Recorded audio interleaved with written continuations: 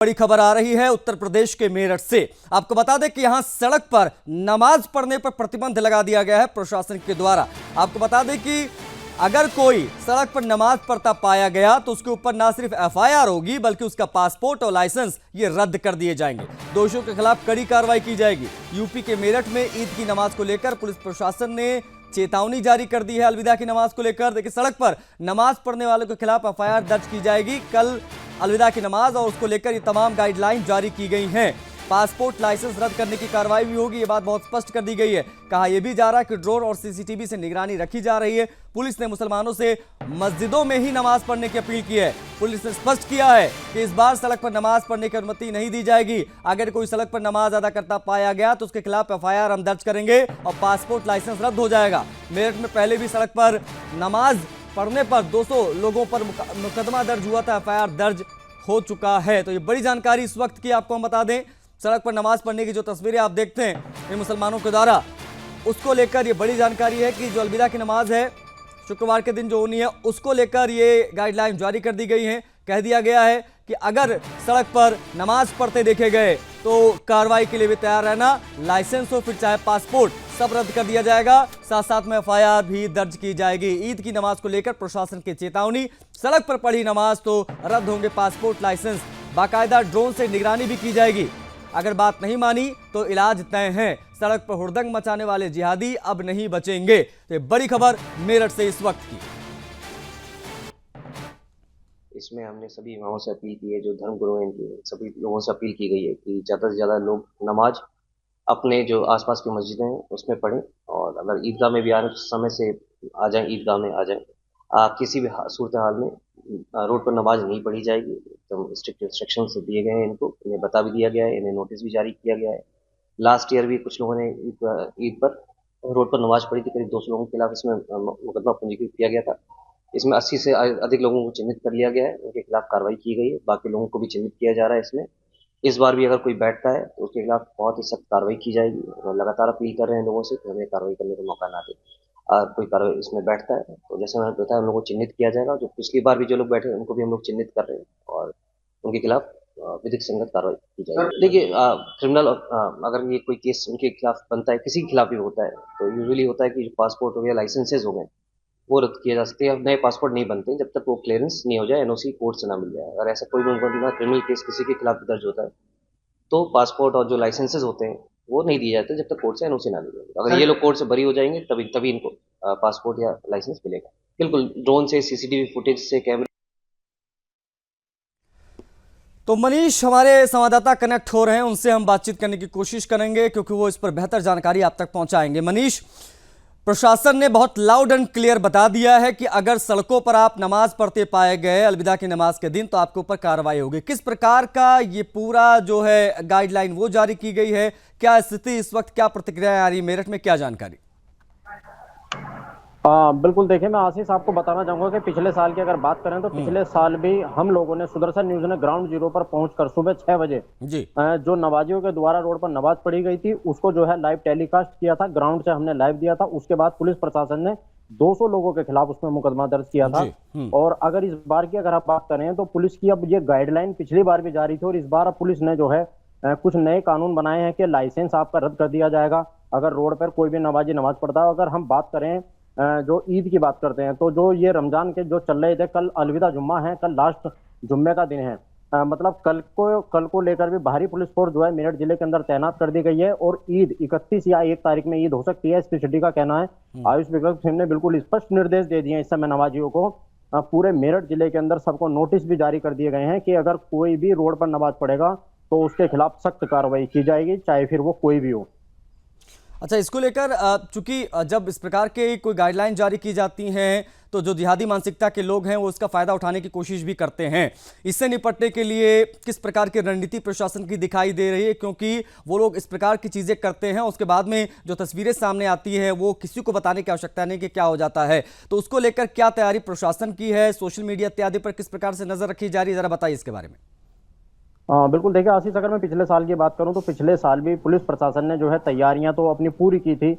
CRPF वगैरह की भी बटालियन वहां पर बुलाई गई थी, आरएफ की भी बटालियन थी और पुलिस प्रशासनिक सभी अधिकारी वहां मौके पर मौजूद थे। उसके बावजूद सारी व्यवस्थाएं जो है चाक चौबंद हो गई थी, क्योंकि वो लोग जब जिस वक्त अंदर भीड़ होनी शुरू हो जाती है तो वो लोग बाहर रोड पर जरूर आते हैं, और पुलिस प्रशासन लगातार उनसे जो है लाउड स्पीकर के माध्यम से भी अपील करता है, उसके बावजूद वो लोग रोड पर आए। लेकिन इस बार पुलिस जो है, मेरठ की पुलिस की अगर बात करें तो वो एक्शन मोड में नजर आ रही है। पुलिस इस प्रशासनिक सभी अधिकारियों के बिल्कुल स्पष्ट आदेश हैं कि अगर इस बार किसी ने कोई भी अनुमति का पालन नहीं किया या फिर किसी ने भी नियमों को तोड़ा तो उनके खिलाफ सख्त कार्रवाई होगी। अब देखने वाली बात यह है कि कल मेरठ के अंदर अलविदा का जुम्मा है, क्या लोग रोड पर नमाज पढ़ते हैं या फिर नहीं, और नमाजियों को सख्त आदेश दिए जा रहे हैं। लगातार पुलिस प्रशासन लगातार जो है क्षेत्र के जितने भी सीओ हैं वो लोग उन लोगों से अपील कर रहे हैं, सभी नमाजियों से बैठ के बैठक की जा रही है। लगातार उनको पुलिस जो है, पुलिस लाइन की बात करें तो पुलिस लाइन में भी उनको बुलाया गया है कि आप लोग वहां पर पहुंचे। उसके बावजूद ये लोग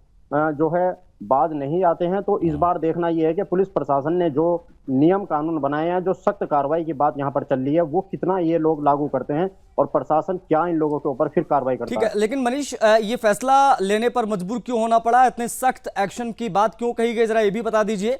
क्योंकि इस प्रकार की चीजें जब सड़कों पर दिखती हैं तो क्या मंजर होता है जरा, क्योंकि आप ग्राउंड पर रहते हैं, आप नियमित अंतराल पर इस प्रकार की चीजें देखते हैं। जब ये सड़कों को अपना घर समझ लेते हैं और बैठ जाते हैं, गलियां जाम कर देते हैं, सड़कें जाम कर देते हैं, तो फैसला लेने की मुख्य वजह क्या रही? और दूसरी बड़ी चीज ये है कि अगर ये सारी चीजें प्रॉपर हो जाती है तो कितना बड़ा मैसेज जाएगा, जरा वो भी बताइए। कानूनी आधार क्या है वो भी बताइए। साथ साथ में ये जो नमाजी हैं जो तैयारी कर रहे थे सड़कों पर नमाज पढ़ने की, उनके क्या रिएक्शंस आ रहे हैं इस पर? हाँ बिल्कुल, देखिए नमाजियों की अगर बात करें तो नमाजियों को तो कहना है कि साल में हमारा एक त्योहार आता है, रोड पर पहले भी नमाज पढ़ते थे, इस बार अब भी हम नमाज पढ़ सकते हैं, कोई बड़ी दिक्कत भी नहीं है, दिक्कत नहीं होनी चाहिए किसी को भी। लेकिन प्रशासन का भी और योगी सरकार की भी अगर हम बात करें और सुप्रीम कोर्ट की गाइडलाइन की बात करें तो नमाजियों के खिलाफ जो है बिल्कुल ये स्पष्ट आदेश है सुप्रीम कोर्ट के कि किसी भी प्रकार से रोड बाधित नहीं होना चाहिए। और ये लोग रोड को बाधित करे बिना नहीं मानते हैं, क्योंकि प्रशासन को इस बार इस तरह का कदम इसलिए उठाना पड़ा क्योंकि पुलिस प्रशासन ने पिछली बार सभी को जो है आदेश दिए थे, लाउड स्पीकर से पूरे मेरठ जिले के अंदर जो है अनाउंसमेंट कराया गया था। उसके बावजूद नमाजी अपनी आदतों से बाज नहीं आए, इन्होंने रोड पर नमाज पढ़ी। मजबूरन पुलिस को 200 लोगों के खिलाफ उसमें मुकदमा लिखना पड़ा, क्योंकि सुदर्शन न्यूज हर साल पिछले कई सालों की अगर बात करें तो हम लोग सुबह 6 बजे से ही लगातार जो है ग्राउंड पर अपडेट रहते हैं, और हर बार की तरह इस बार भी हम लोग सुबह 6 बजे ग्राउंड पर रहेंगे और ये दिखाने का प्रयास करेंगे कि पुलिस प्रशासन के आदेशों को कितना नमाजी मानते हैं या फिर नहीं। अच्छा, चूंकि अब जब फैसला ले लिया गया है, ये आदेश दे दिया गया है कि पासपोर्ट और तमाम चीज़ें जो हैं वो हम रद्द कर देंगे, एफआईआर दर्ज होगी सो अलग, लेकिन सबके बीच में क्या कोई वैकल्पिक इंतजाम भी किया जा रहा है? जैसे कोई नमाज ना पढ़ने जा पाया मस्जिद में, तो क्या उसके लिए क्या विकल्प या कोई वैकल्पिक व्यवस्था की गई है प्रशासन के द्वारा कि आप नहीं जा पाए तो हम आपको एक खाली मैदान दे देना, आप यहाँ नमाज पढ़ लीजिए लेकिन सड़कों पर नहीं बैठेंगे? बिल्कुल, देखिए प्रशासनिक अधिकारियों की हम बात करें तो पुलिस का कहना यह है कि आप अपने आसपास के, आपके घर के पास में जो मस्जिद है आप उसमें जा सकते हैं, वहां पे आप नमाज पढ़िए या फिर आप अपने घर पर पढ़िए या छत पर पढ़िए। और पुलिस ने यह भी स्पष्ट कर दिया कि टाइम से आप लोग आइए ताकि आप ईदगाह तक पहुंच सकें, और अगर अंदर भीड़ हो जाती है तो उसके बाद आप लोगों को रोड पर नहीं पढ़ने दी जाएगी नमाज बिल्कुल भी। अच्छा ठीक है, इन सब के बीच में ये जरा ये भी क्लियर कर दीजिए मनीष, उसके बाद में हम इस चर्चा को क्लोज करेंगे कि ये जो आदेश दिया गया ये सिर्फ और सिर्फ अलविदा की नमाज को लेकर दिया गया कि भविष्य में भी इस प्रकार के आदेश आएंगे अगर सड़कों पर नमाज पढ़ने की बात होगी? प्रशासन का प्रयास यही है कि सड़कों पर नमाज ना पढ़ी जाए, अपने मस्जिदों में अपने घरों में नमाज पढ़िए, वो आपकी जगह है। हाँ बिल्कुल, देखिए पुलिस प्रशासन लगातार इन लोगों से अपील करता है। हालांकि मेरठ की अगर मैं बात करूं तो रोज की अगर हम बात करें तो रोज रोड पर नमाज नहीं होती है, क्योंकि बड़ी संख्या में मेरठ की बात करूं तो जो ईदगाह जो जगह है वहां पर जो नमाजी हैं वो ईद के दौरान सबसे ज्यादा आते हैं, और वहां पर जो है पुलिस फोर्स पहले से ही तैनात रहती है। ड्रोन के माध्यम से पूरा जो है आसपास के एरिया पर जो है ड्रोन घुमाया जाता है पुलिस प्रशासन के द्वारा, क्योंकि ईदगाह मेरठ जिले के अंदर सबसे बड़ी ईदगाह है। तो यहाँ पर जितने भी नमाजी हैं वो यहाँ पर पहुंचने का प्रयास करते हैं, और सुबह 6 बजे से ही यहाँ पर जो है भीड़ लगनी शुरू हो जाती है। पिछली बार की अगर मैं बात करूँ आशीष, तो पिछली बार जो है मेटल डिटेक्टर वगैरह सारी चीज लगाई गई थी, और एलआई और इंटेलिजेंसी उन लोगों को भी जिस वक्त रोड पर नमाजी आने शुरू हुए उसके बाद वहां से जो है पुलिस प्रशासन को वहां से हटना पड़ा। मतलब भीड़ इतनी जबरदस्त थी कि रोड पर जब नमाजी उन्हें अपनी जो है चटाइयां वहां पर बिछानियां शुरू करी, जब रोड पर बैठना शुरू किया, हालांकि पुलिस प्रशासन को हल्का बल प्रयोग करना पड़ा।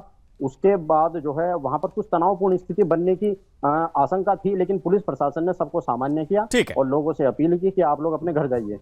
ठीक है मनीष, बहुत शुक्रिया आपका तमाम जानकारियों को साझा करने के लिए, तमाम बातचीत के लिए। तो मेरठ से हमारे सहयोगी मनीष पूरी जानकारी आप तक पहुंचा रहे थे कि आखिर किस प्रकार के प्रशासन के इंतजाम है। लेकिन एक चीज बहुत स्पष्ट कर दी गई है प्रशासन के द्वारा कि सड़कों पर नमाज कोई भी मुसलमान नहीं पढ़ सकता। अगर सड़कों पर नमाज पढ़ता पाया गया तो एफआईआर दर्ज होगी पिछली बार की तरह, और इस बार अगर कोई पाया गया तो उसका पासपोर्ट, उसका ड्राइविंग लाइसेंस, ये सब भी रद्द कर दिया जाएगा। इसको लेकर लगातार अपील भी की जा रही है, बैठकों का दौर भी लगातार जारी है।